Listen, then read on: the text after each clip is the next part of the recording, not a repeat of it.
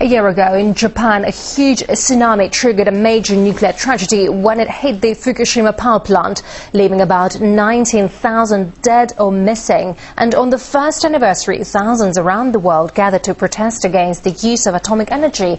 Demonstrators in South Korea and France were calling for atomic power to be phased out. And in Japan, mourners gathered in the city of Sendai in remembrance of the disaster. And to discuss what's being achieved a year after the tragedy, we're now joined live from Vermont by Arnie Gundersen, his energy advisor at Fairwinds Associates.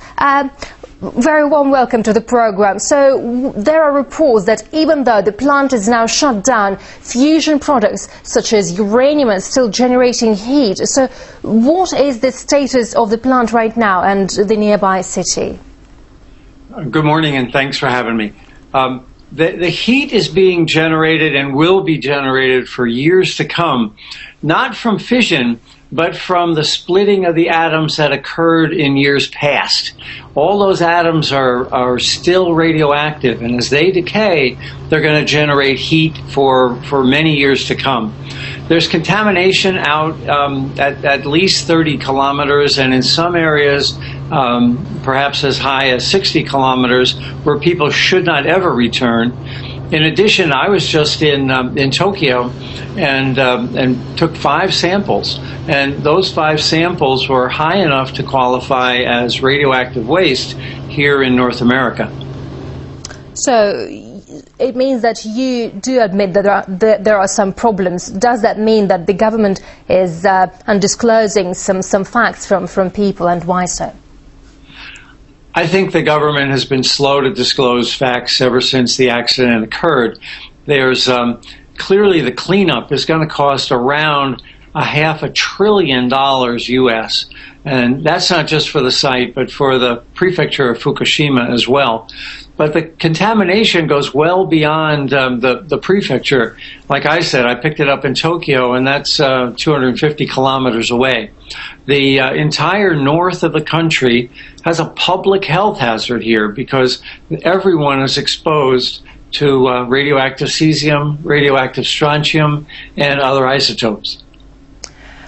We know the UN Atomic Energy Chief has said that meaningful steps have been taken to strengthen global nuclear safety since Fukushima, while Greenpeace says no lessons have been learned. What's your take? I co-authored the Greenpeace report, and I agree that no lessons have been learned so far. In America, we're just now getting around to finishing the preliminary studies, but we're allowing these plants to continue running until 2016 before they even make any modifications. So we really haven't learned the serious lessons that Fukushima has taught us worldwide.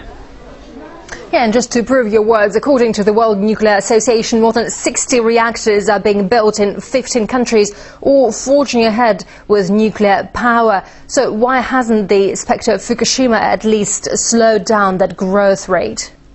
Well, it actually has slowed down the growth rate. There were only 2 new plants started last year. And before that, there were dozens in the last several years. So clearly countries are having second thoughts. My biggest concern are the developing countries where there's a really close relationship between the people that own the power plant and the supposed regulators, even closer than it was in Japan. So I think we have many accidents waiting to happen throughout the world. Fukushima was not a one-of-a-kind phenomenon.